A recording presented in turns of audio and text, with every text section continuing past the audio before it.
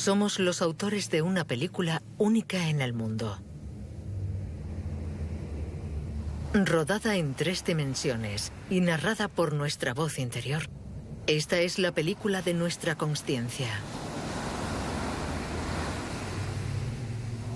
Tejida a base de sensaciones y que solo nos pertenecen a nosotros, este cuento interior, privado, íntimo, se está convirtiendo en objeto de estudio de la ciencia. En la mayoría de las culturas, el pájaro es la metáfora del alma. Pero, ¿podemos observar nuestra consciencia como observamos a los pájaros en los documentales?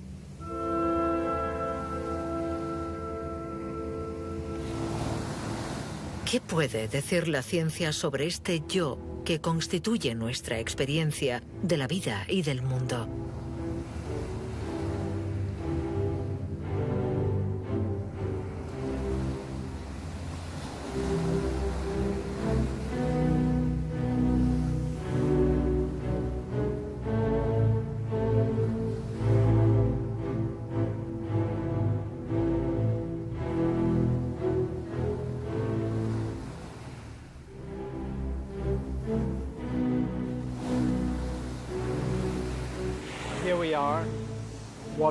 Estamos ahí mirando el océano, escuchando el ruido de las olas, sintiendo la temperatura, percibiendo con los sentidos, experimentando el placer, el bienestar. Y todo esto nos provoca una emoción.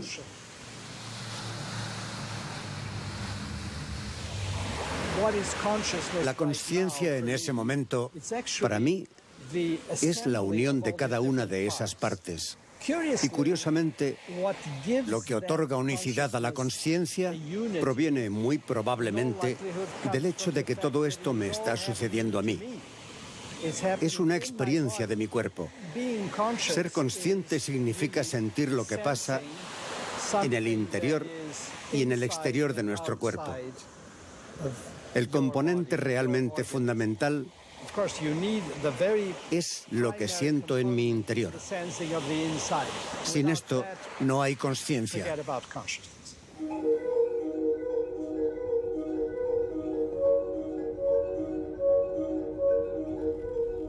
Antonio Damasio es conocido en todo el mundo por sus investigaciones sobre el cerebro, cuya complejidad está explorando. Para él, la conciencia es fruto del incesante ir y venir de las percepciones externas y las emociones internas. Eso que llamamos la mente no es otra cosa que el resultado de este intercambio entre nuestro cuerpo y el mundo que nos rodea.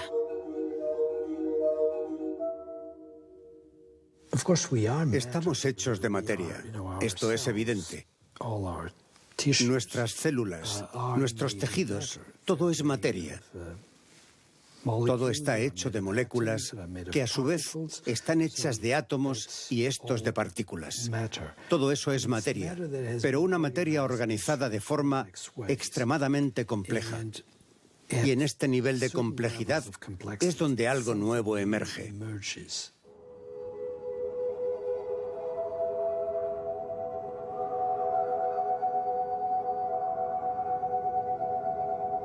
Igual que un tornado provoca millones de acontecimientos interdependientes, los científicos sostienen que la consciencia surge de la actividad compleja de miles de conexiones que existen entre nuestro entorno, nuestro cuerpo y nuestro cerebro.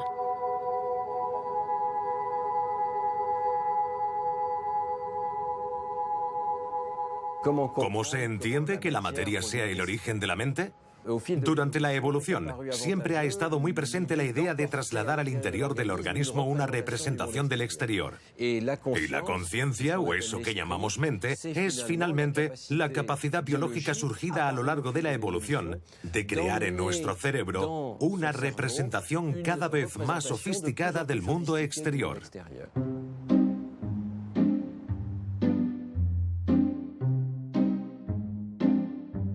Para comprender el origen de la mente, es necesario tomar conciencia de la tarea de representación, interpretación y reconstrucción que hace nuestro cerebro. Lo que vemos es una representación continua del exterior.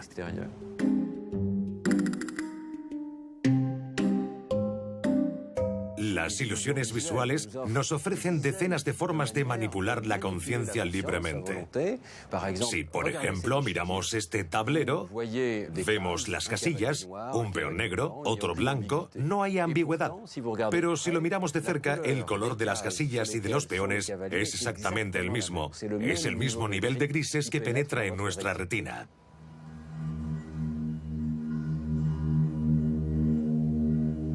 ¿Qué está pasando? Hay una mancha oscura que bien podría ser una sombra. Parece que proviene del cilindro que se asienta sobre este tablero. Por lo tanto, nuestro cerebro sustrae inconscientemente la sombra de la imagen que percibimos y nos muestra el tablero tal y como sería si no hubiera sombra. Todos estos cálculos son inconscientes. Lo único de lo que somos conscientes es del resultado. Pero este ejemplo nos enseña que el cerebro hace cálculos complejísimos antes de que podamos acceder a la información consciente.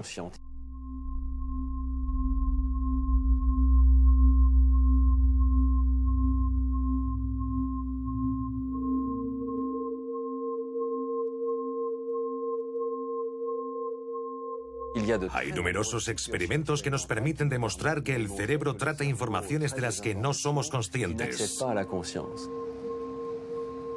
Uno de ellos consiste en presentar muchos puntos amarillos alrededor de un punto central y tenemos que fijarnos solo y absolutamente en ese punto sin mover los ojos de él.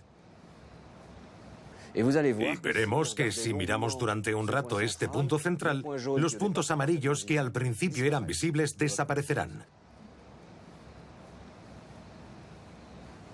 Más tarde reaparecerán y sobre todo si movemos los ojos, tac, reaparecen para volver a desaparecer. Estos puntos son estables en nuestra retina y nuestro cerebro los trata como una información parasitaria. Probablemente los defectos de la retina, como los capilares que podrían estar delante de la escena visual.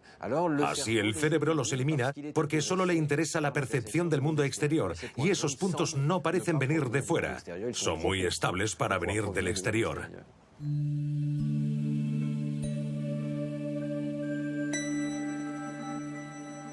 Lo que vemos continuamente es una reconstrucción de la realidad exterior. Al escondernos su trabajo de reconstrucción, el cerebro nos da la ilusión de que percibimos el mundo y no su interpretación.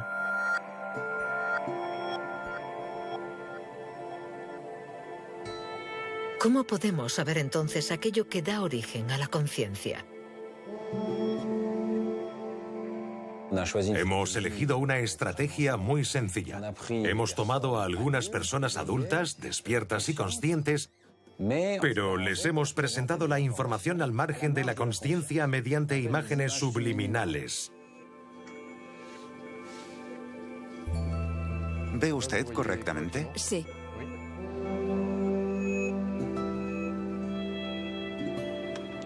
Adelante.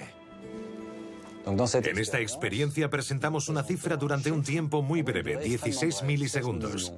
Le sigue un espacio en blanco y después unas letras en el lugar donde aparecía la cifra. Empezamos el experimento y como el lapso entre la cifra y las letras es bastante amplio, podemos identificar cada cifra y decir si se trata de un 4 o de un 1. Aceleramos progresivamente el tiempo de la presentación hasta los 66 milisegundos y algunas personas dejan de ver la cifra. Y cuando la pausa entre la cifra y las letras alcanza los 33 milisegundos, ya no conseguimos ver nada y la mayoría de la gente tiene la impresión de que ya no hay número. El número está ahí, pero no llega a nuestra consciencia.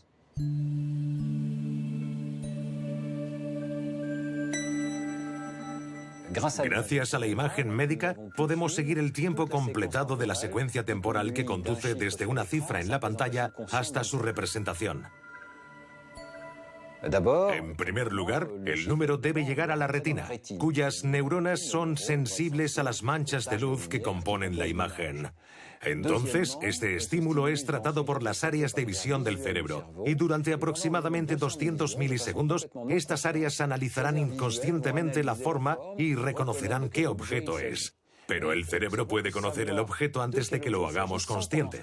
Todavía serán necesarios 100 milisegundos más para que continúe la actividad cerebral y la imagen llegue al córtex frontal, al córtex parietal. Estas regiones se sincronicen y se pongan de acuerdo.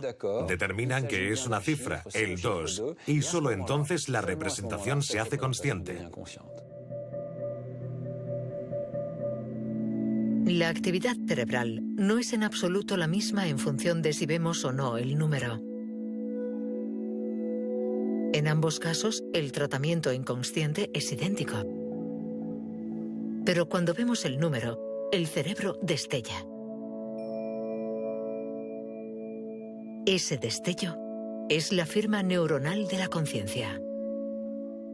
Hay sistemas del cerebro especializados, contienen información local y encapsulada. Hay un sistema para las caras, los lugares, las palabras escritas o habladas. En principio, estos sistemas no se comunican entre sí, aunque según nuestra teoría, la conciencia se basa en compartir información. Ser consciente significa poseer una información concreta al servicio de todos los tratamientos corticales que poseemos.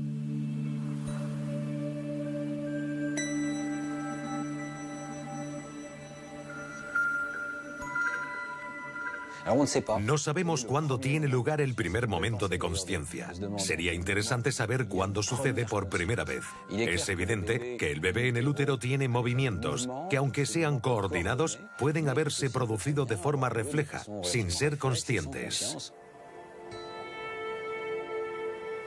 Desde el principio, la consciencia comienza por las percepciones. ¿Qué sucede en el cerebro de un bebé que ve, escucha y siente placer? ¿A partir de qué momento podemos ver los primeros signos cerebrales de la consciencia? El problema con los bebés es que no pueden decir si son conscientes o no. Lo que hacemos es mirar directamente en el cerebro para ver si los mecanismos de la conciencia, reconocibles en los adultos, están presentes en el cerebro del bebé. Nos instalaremos delante de la pantalla. Vamos a mostrarle algunas caras durante espacios de tiempo cortos o largos y vamos a grabar su actividad cerebral al mismo tiempo. Vale. Los investigadores han medido la actividad cerebral de los bebés de 5 a 15 meses para intentar encontrar en su cerebro el destello característico de la toma de conciencia. Este estudio demuestra que un bebé tiene los mismos mecanismos de toma de conciencia que un adulto cuando se le muestra una cara. Durante periodos relativamente largos, la activación es tardía. Y en los periodos demasiado cortos como para que el bebé capte el rostro, la respuesta es de nivel 0, completamente plana. La única diferencia que podemos observar entre el adulto y el bebé es de tiempo. Los mecanismos son los mismos, pero el bebé tarda entre 3 a 4 veces más. Esta curva característica prueba que desde los 5 meses los bebés son conscientes de su percepción. Esta curva demuestra que aunque la cara haya desaparecido, el bebé sigue pensando en ella, focalizándose en ella, y se dice a sí mismo: acabo de ver algo interesante. He visto una cara. ¿Qué significa esto? ¿Por qué la he visto? ¿Se parece a alguna otra cosa? Claro que no podemos saber lo que el bebé está pensando, pero sabemos que está pensando.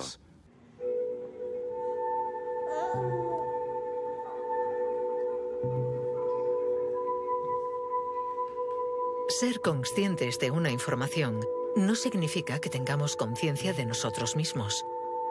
Desde los años 70, la experiencia del espejo nos permite comprobar este tránsito tan conocido del bebé. A los 2 años, el bebé es capaz de tocarse una mancha puesta en su rostro sin haberse percatado. Este experimento se ha filmado con un espejo de 2 caras. ¿Quién está ahí?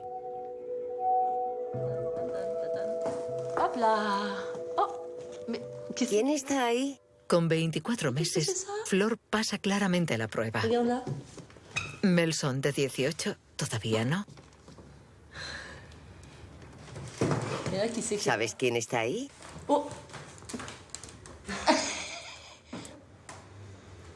Sí, lo veo en el espejo, pero ¿dónde está? Está aquí. Está ahí. Vemos claramente que se toca. Es completamente consciente de que lo que ve en el espejo es él mismo. Es interesante porque se trata de un movimiento muy complejo a nivel de consciencia. Ser capaz de tocarse por lo que ve en el espejo.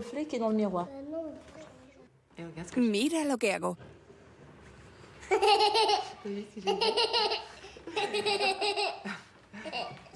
Es como si avanzáramos por la vida construyéndonos en capas sucesivas, como si nos envolviésemos. Somos algo muy, muy, muy sensorial. Estamos justo en el corazón del reactor. Y poco a poco añadimos protección.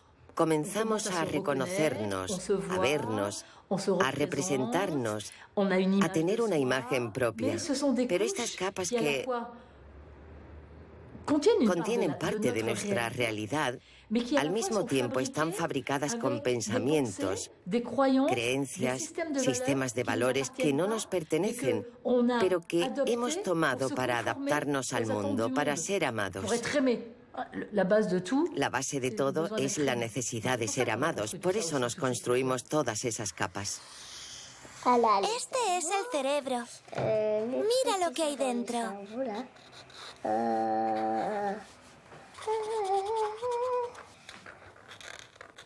Aquí pienso cosas. Aquí pienso que soy un caballo o que mis padres quieren que le recoja flores. Ya está. Mi cerebro está listo.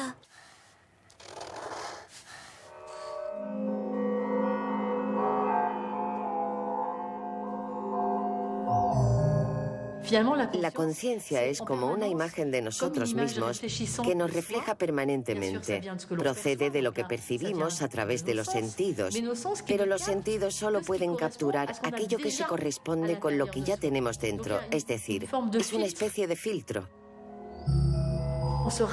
Constantemente nos estamos contando una historia. Es algo que nos emociona a la vez que nos perturba. Nos contamos una historia para poder vivir nuestra propia historia sin darnos cuenta de que se trata de una historia.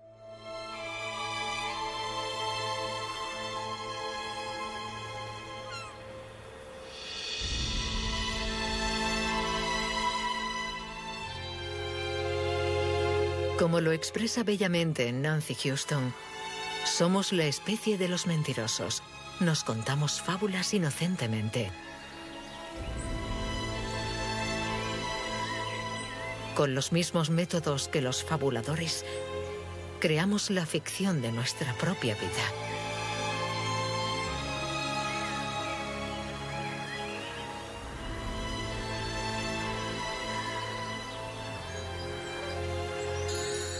Nuestra conciencia es la representación del mundo al que pertenecemos, incluida dentro de nosotros mismos, y que se despliega como una historia. Hay 1000 formas de darnos cuenta de ello, pero un bello ejemplo es un vídeo alemán expresionista. Veréis formas geométricas, ese triángulo, una especie de rectángulo y después una pareja que llega. Hay interacción. Estos movimientos parecen una especie de conflicto con sus pausas. Vemos la mirada de ese individuo. Podemos incluso decir a qué sexo pertenecen, la forma redondeada, femenina, y esta masculina. Cada espectador puede diseñar su propia historia, está fuera de nuestro control. Miramos y nos contamos la historia. Cuando percibimos el mundo, esta representación que se construye en nuestro interior y que se hace consciente, es una representación que tiene forma de historia. Eso es, a salvo. Fin de la historia. Como estas figuras elementales no tienen ningún atributo por sí mismas, podemos ver que la historia viene de nosotros.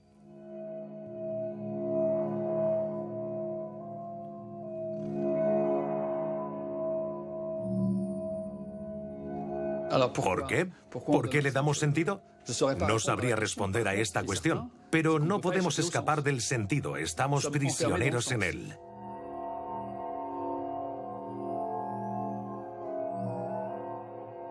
La diferencia entre la realidad y la representación es lo que da lugar al sentido.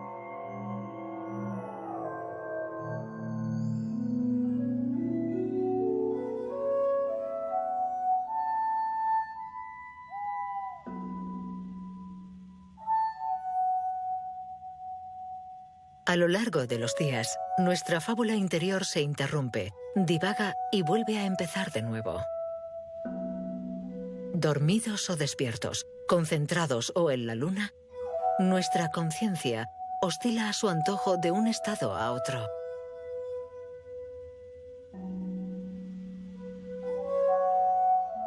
Pero a veces, esta química sutil se apaga. La historia que nos da vida se para. Son los casos de estados de conciencia alterados.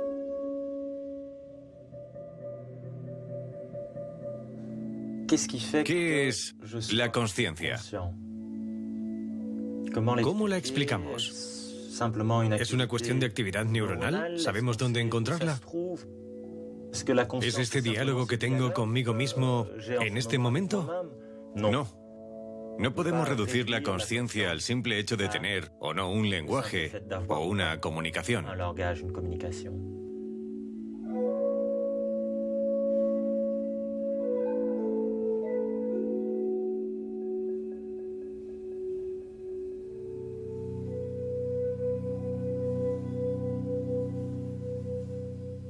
La vida produce la conciencia.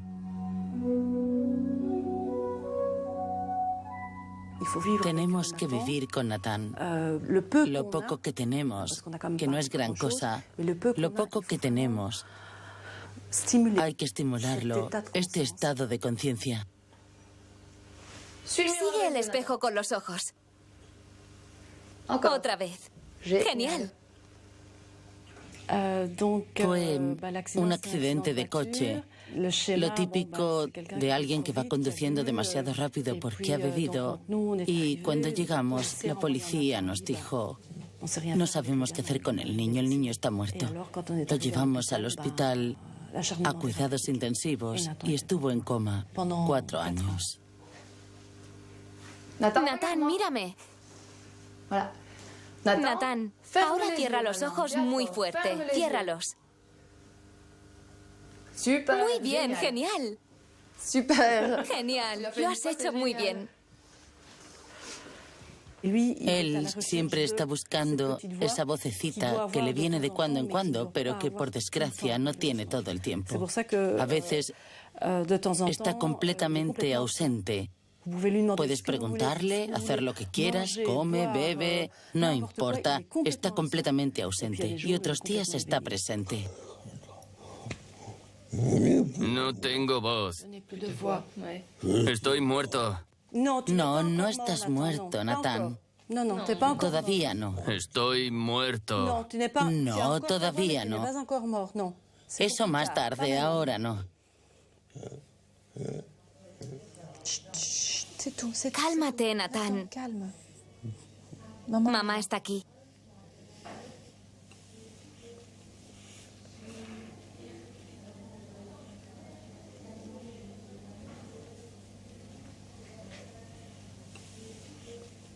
Él es un ser vivo con la conciencia disminuida. Así que los puntos de referencia que nosotros tenemos, él no los tiene. Se los llevó el coma.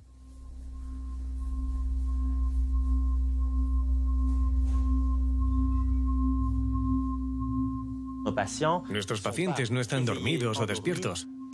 Muy a menudo se trata de una continuidad de diferentes estados de conciencia alterada. No es un estado de conciencia como el nuestro. Este flujo continuo de pensamientos conscientes que todos tenemos, en su caso, se interrumpe. Es fluctuante.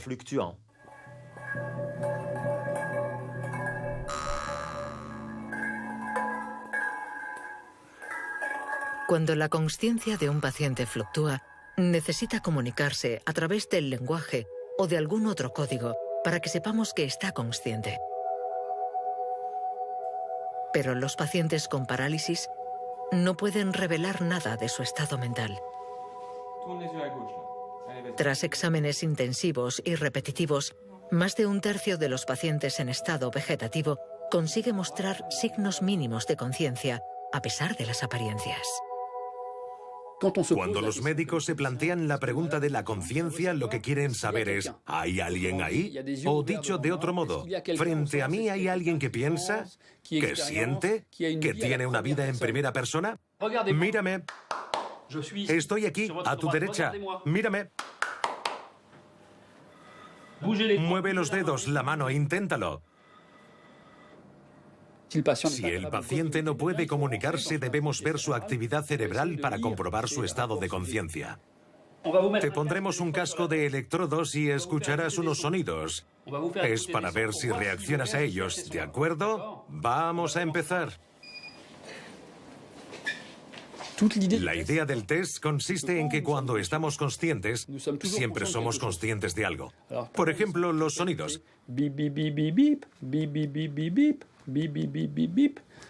Desde el principio vais a poder, aunque no os diga nada, tomar conciencia de los sonidos y de que el quinto es diferente. Y si registramos la actividad cerebral, veremos que el cerebro no solo procesa los sonidos, sino que ha comprendido que el quinto era distinto de los 4 primeros. Es una pequeña sorpresa y será capaz de provocar una toma de conciencia subjetiva. Ah, el quinto es diferente.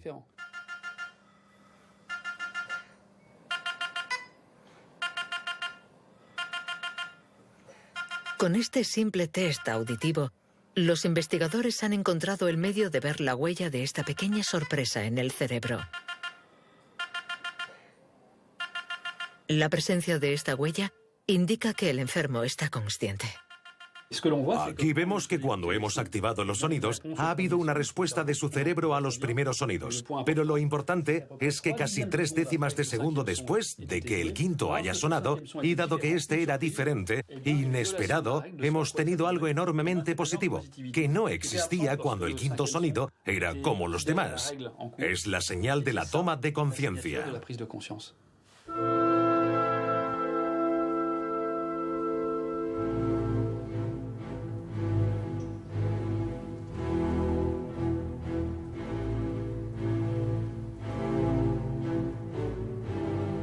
En Milán, un investigador parece haber encontrado un medio todavía más radical para estudiar la conciencia en nuestro interior.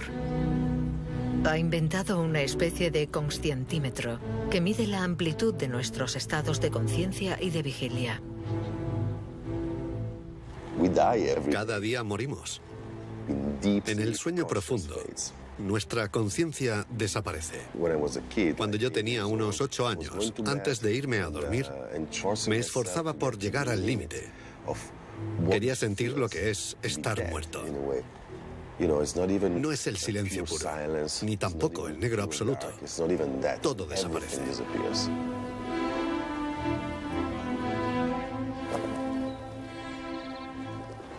Siempre me ha fascinado la frontera entre ser y no ser.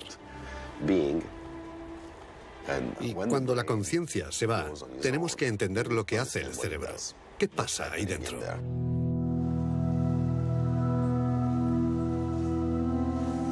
Marcello Massimini empezó estudiando su propio cerebro. Con 3 niños que se despiertan a menudo por la noche, consigue sin problemas entrar a voluntad en un profundo sueño sin sueños. La cuestión es, ¿qué cambia? ¿Existo o no existo?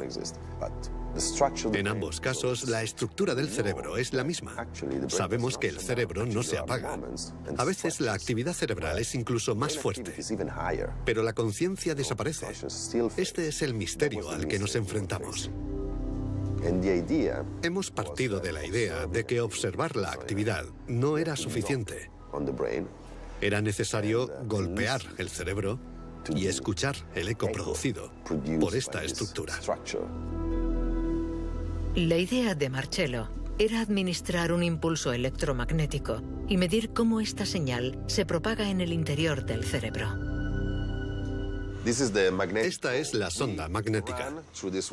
Envía 10.000 voltios en una fracción de milisegundo, es decir, un tiempo muy breve. Estos 60 electrodos registran la música eléctrica producida por mis neuronas cuando golpeamos.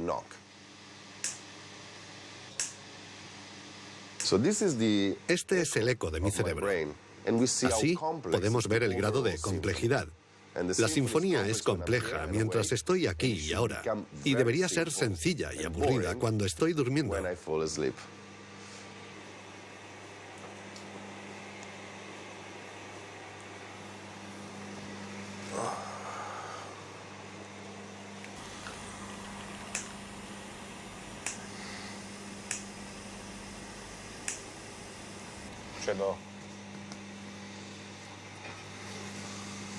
Vale, ya está. ¿Has dormido? Sí. Hace unos minutos yo no existía. Es todo. Ahora existo. Estoy seguro de ello. Es mi única certeza.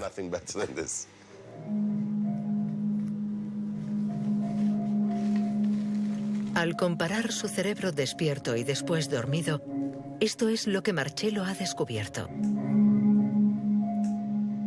En un cerebro despierto y consciente, el choque eléctrico reverbera durante largo tiempo y de forma compleja. Mientras que en un cerebro dormido, en un sueño profundo sin soñar, la rica conversación que existe durante la vigilia se transforma en un corto monólogo.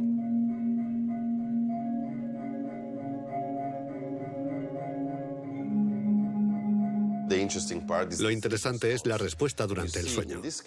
El cerebro siempre está activo, no se apaga, pero su respuesta es completamente diferente. Es anodina, local, y ha perdido totalmente su riqueza. El cerebro está activo, reacciona, pero ha perdido su complejidad. Medir esta complejidad significa medir nuestro estado de conciencia. Los cerebros en coma, anestesiados o dormidos, son siempre menos complejos que los cerebros despiertos y conscientes. Con estas medidas, los científicos pueden ya interpretar el fenómeno de la consciencia en términos puramente matemáticos.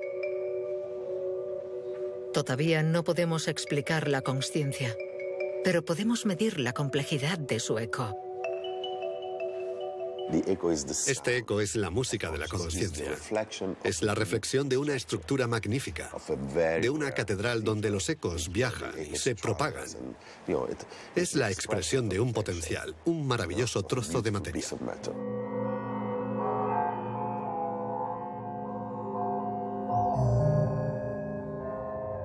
Cuando dormimos sin soñar, nuestra actividad cerebral es poco compleja. Pero ¿qué sucede cuando soñamos? Nuestro cerebro se desconecta del mundo, pero sigue generando personajes, simulando nuevos paisajes a partir de recuerdos adormecidos no conscientes. ¿En qué estado de conciencia o de inconsciencia estamos cuando soñamos? Los sueños. Un punto muy interesante. Freud los llamaba el camino real hacia la inconsciencia. Lo que no significa que sean inconscientes, porque el que sueña puede contar sus sueños. Somos conscientes de ellos. Cualquiera que nos diga que los sueños son inconscientes está tomando un atajo absurdo. El sueño es un estado de conciencia.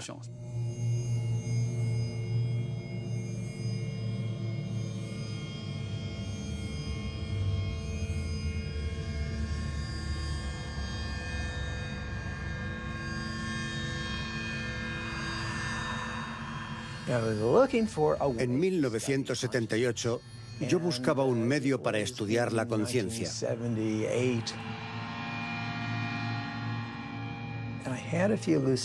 Tuve algunos sueños lúcidos que fueron muy sorprendentes. Estaba en un sueño y me sentía tan presente como lo estoy ahora.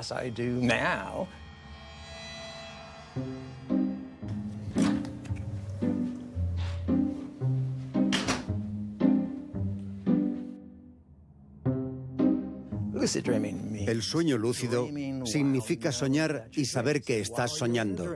Mientras soñamos, tenemos la conciencia explícita de que estamos dentro de un sueño. A caballo entre el sueño y la vigilia, los sueños lúcidos son para Stephen LaBerge el medio ideal para descifrar nuestra conciencia. El investigador se mete de lleno en 37 años de sueños para registrar, descifrar de la forma más lúcida posible.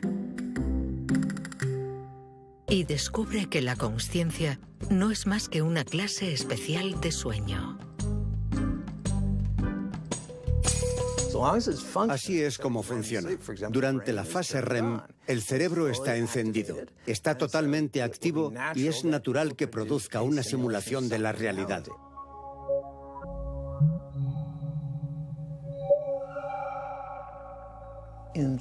Cuando estamos soñando, solo utilizamos lo que ya está en el interior de nuestro cerebro.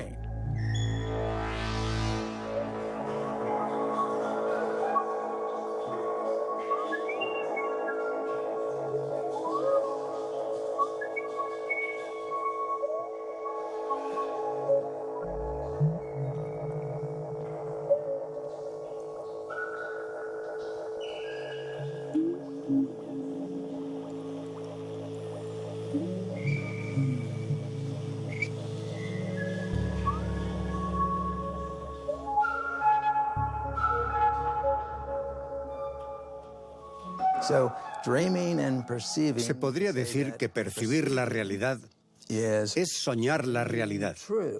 Nuestra conciencia está limitada por la realidad física, mientras que soñar es percibir las cosas libremente, es decir, sin los límites de la realidad.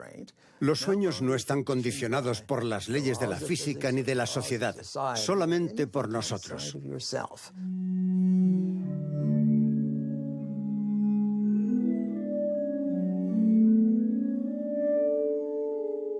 Si no soñáramos, probablemente seríamos más rígidos de pensamiento, menos creativos, menos flexibles de cara a la realidad.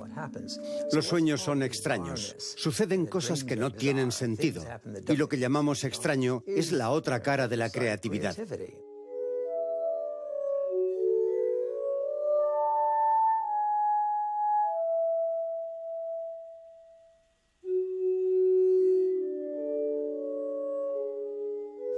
La conciencia es un sueño. Creamos nuestra propia experiencia de la realidad. Todos estamos en la caverna de Platón y esta caverna está en nuestro cráneo. Estamos encerrados en este cráneo y no podemos ver otras imágenes que las que se proyectan sobre esta pantalla que atraviesa nuestros ojos y nuestros sentidos.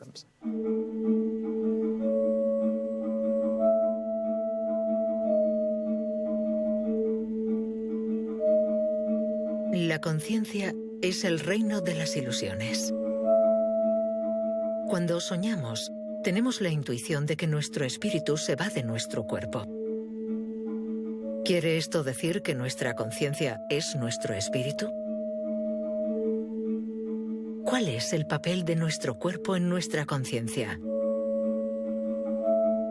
¿Sentirse a uno mismo no es también una ilusión? La conciencia que tenemos de nosotros mismos parte del cuerpo. Si nos preguntamos dónde estoy, nos identificaremos con el cuerpo. Es más, si alguien nos pregunta en qué parte de nuestro cuerpo estamos, no tendemos a identificarnos con el dedo meñique. Si nos lo cortaran, no nos gustaría, pero no tendríamos la impresión de haber perdido mucho. Pero si hablamos de la cabeza, tenemos la idea que es ahí donde estamos.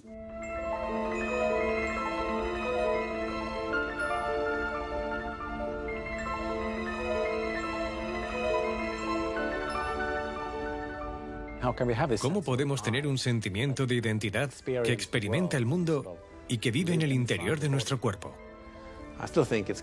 Sigo pensando que es un misterio. Esta masa informe que podemos coger con las manos, ¿cómo llega a fabricar un individuo con todos sus recuerdos, sus experiencias, su personalidad y sus valores?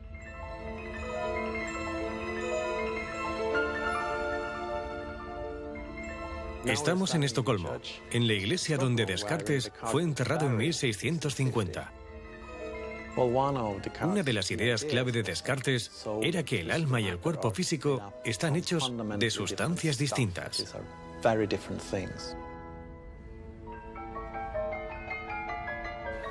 Irónicamente, 16 años después de ser enterrado, su cuerpo fue trasladado a Francia, pero no su cuerpo entero. Alguien había robado su cabeza.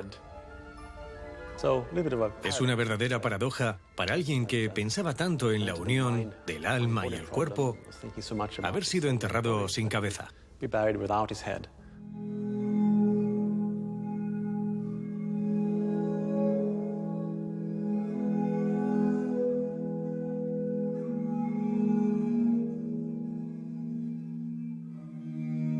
Con nuestros experimentos hemos desafiado a Descartes. Hemos creado unas imágenes corporales de tamaño natural en las que modificamos la experiencia que tenemos respecto a nuestro cuerpo. ¿Qué apariencia tiene y dónde se encuentra?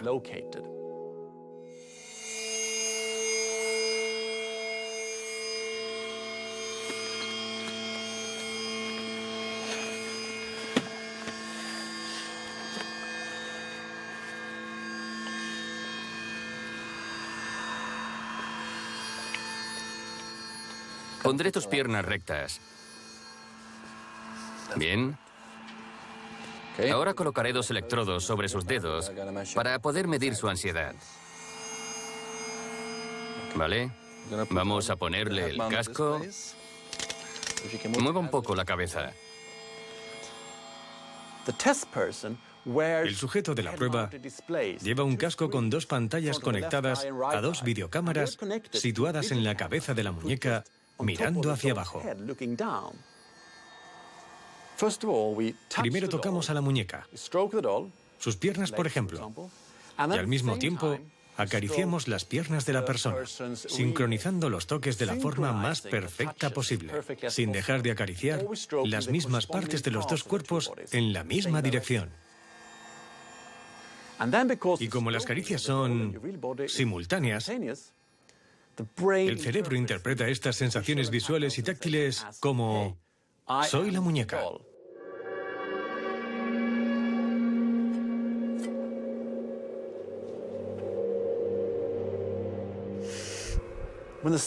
Cuando amenazan el cuerpo de la muñeca, sentimos mucho miedo.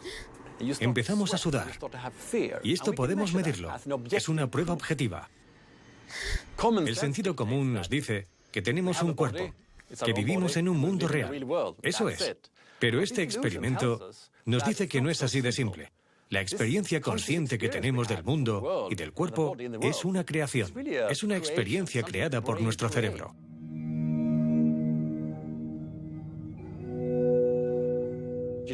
La conciencia y el pensamiento no están separados del cuerpo. Ambos están muy íntimamente unidos.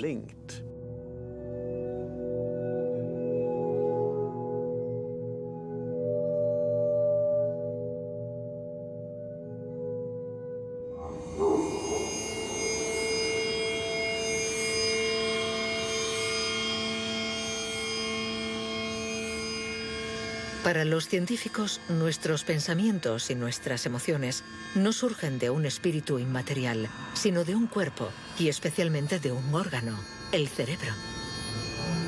Nuestro más pequeño deseo y cada una de nuestras decisiones estaría registrada aquí, en el entramado de nuestras neuronas, bajo la forma de un código todavía misterioso.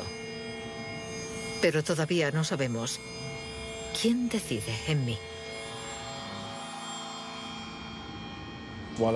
En la escuela, a menudo resolvía problemas de matemáticas o de física por placer. Si me bloqueaba, la idea del placer me ayudaba a encontrar una solución diferente. Y la solución surgía en mi mente.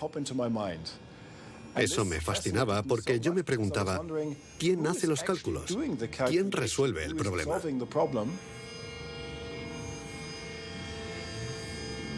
En Berlín, John Dylan Haynes busca la huella cerebral de nuestro libre albedrío.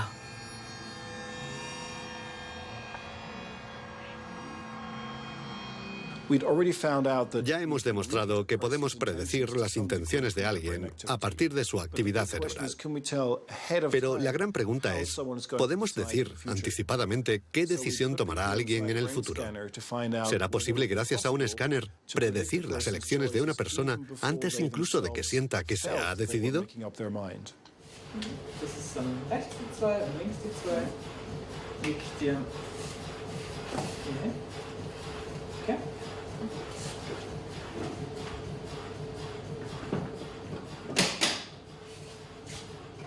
Es un experimento muy simple. Hay dos botones, uno a la izquierda y otro a la derecha, y tienen que decidir libremente cuál apretar. Es una elección libre. Para estar seguros de que la elección es totalmente libre, el investigador propone una alternativa muy limitada. La persona pulsa en unos botones que no encienden nada. Después, dispone de todo el tiempo que desee para decidirse. La firma cerebral de esta decisión sin consecuencias es muy sorprendente. Podemos predecir la elección de una persona a partir de su actividad cerebral hasta 7 segundos antes de que piense que ha tomado su decisión. 7 segundos. Un tiempo increíblemente largo. En el cerebro de las personas testadas, hemos encontrado dos regiones determinantes para decidir. Atendiendo a los voxeles, pequeños fragmentos que se parecen a cristales de azúcar, vemos que algunos de ellos se activan cuando estamos a punto de elegir el botón izquierdo, y otros lo hacen cuando vamos a elegir el derecho. Así, el resultado de la resonancia nos dice qué decisión tomará. Y en ese caso, la conciencia no tiene ninguna influencia causal en lo que pase. Puede ser que guarde lo sucedido en la memoria o que solo sirva para mantenernos informados.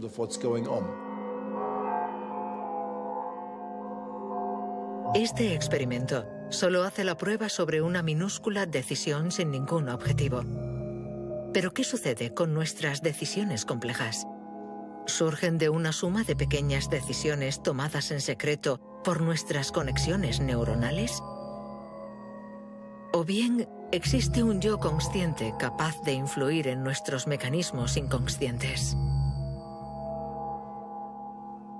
Si por libre albedrío entendemos la inocente afirmación de que podemos tomar una decisión independientemente de nuestro cerebro, entonces las investigaciones actuales son bastante claras al respecto. No existe el libre albedrío. El sentimiento de libertad es en parte una construcción de nuestro cerebro. Ponemos en marcha todos estos circuitos de nuestro cerebro y activamos los sistemas de valores registrados en él por nuestros genes y por nuestra educación. Así tomamos una decisión que llamamos libre. No debemos pensar que estamos capacitados para un nivel de decisión más allá. Nuestra conciencia soporta decisiones que son como la cumbre del iceberg, surgidas de las profundidades de nuestros circuitos no conscientes.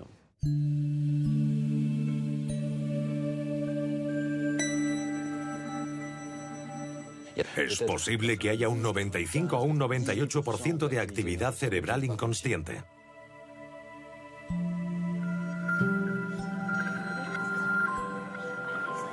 Lo que considero como mi yo existe en gran medida al margen de mí mismo. Pero eso no significa que nuestra conciencia no juegue ningún papel en nuestros procesos inconscientes. Nuestro cerebro es una máquina biológica tan extraordinaria que se transforma por su propia actividad. Cuanto más circula una información por nuestro cerebro, más profundamente se graba en nuestras conexiones nerviosas. Estos caminos no conscientes son el terreno sobre el que crecen nuestros pensamientos. El trabajo del cerebro es producir pensamientos, igual que los pulmones respiran o el corazón late. No tenemos que preocuparnos de nada, él lo hace solo. El problema es que mi cerebro hace el trabajo en función de mi temperamento, de mi patrimonio genético, de mi pasado. Pero mi parte de libre albedrío, la parte que toma las decisiones, mis valores, no influyen mucho.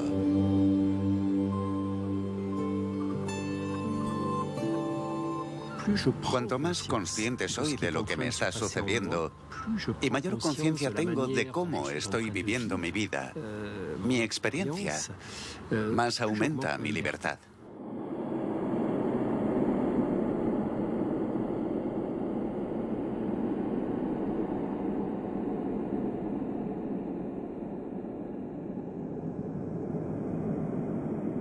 En 1992 salieron a la luz los primeros estudios que mostraban que la psicoterapia modificaba la dinámica del cerebro.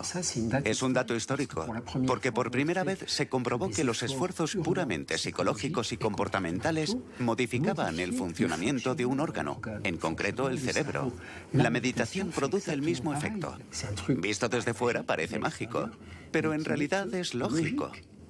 El cerebro es un órgano como los otros. Si entreno mis músculos, voy a desarrollar mi fuerza. Y si entreno con regularidad mi cerebro, desarrollaré ciertas capacidades cerebrales.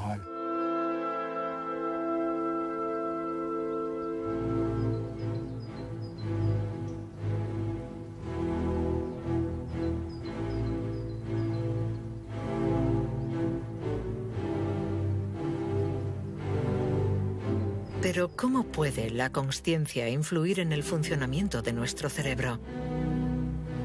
¿En qué medida podemos atrapar la pequeña parte de libertad que nos ofrece nuestra conciencia? Volvemos al grupo de estudio del coma en Lieja, donde Stephen Laureys, Antoine Lutz y Marcello Massimini realizan un nuevo experimento: medir la complejidad de la actividad cerebral de Mathieu Ricard en diferentes estados de consciencia.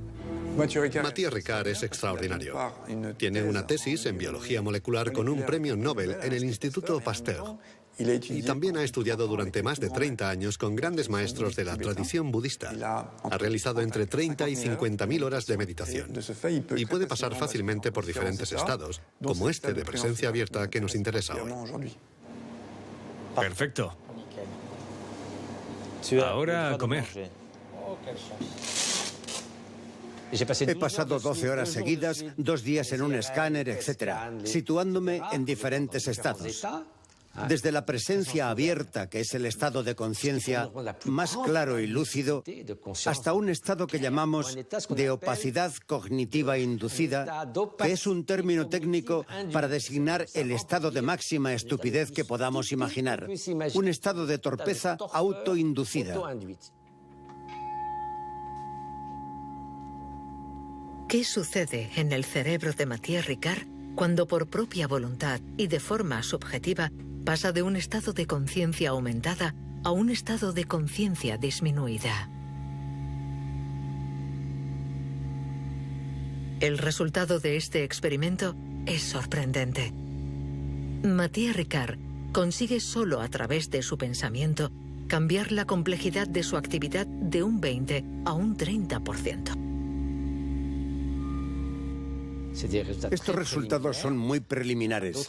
Harán falta otros estudios estadísticos para ver si esto no es una excepción. De todas formas, sería extraño que esto fuera casualidad porque lo hemos hecho durante horas y cada vez que caigo en ese estado de torpeza, bajo del 20 al 30%. Cuando vuelvo a la plena conciencia, la actividad remonta. En mi opinión, esto es una evidencia.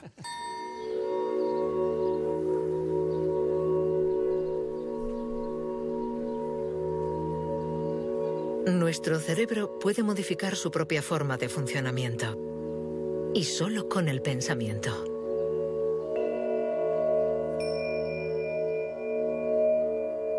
La ciencia redescubre poco a poco que ciertas prácticas de la mente tienen una acción real sobre nuestros cerebros. Pueden literalmente transformarlos en su estructura y en su funcionamiento más íntimo. Pero ¿dónde está el puesto de control que engendra tales cambios? ¿Por qué es tan inasequible? No existe un yo aislado. No existe un puesto de control en el cerebro. La neurociencia es taxativa. No hay puesto de control. Lo que hay es un flujo de conciencia dinámico y cambiante.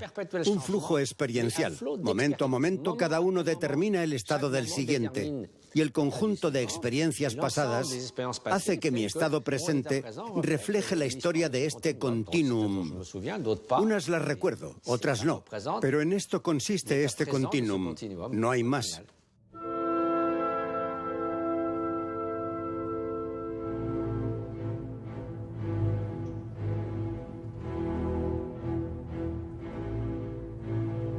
Nuestra consciencia está unida a la actividad biológica del cuerpo, en continuidad con el mundo que nos rodea. Pero tenemos un pequeño margen de maniobra. Tenemos el poder de modificar la historia que nos contamos a nosotros mismos. Para darle sentido al mundo, nuestro cerebro concibe las categorías y los límites. Vemos el mar a un lado y la arena al otro. Pero cuando nos acercamos, esta frontera desaparece. ¿Dónde comienza el mar y termina la playa? ¿Dónde empieza la consciencia? ¿Dónde termina?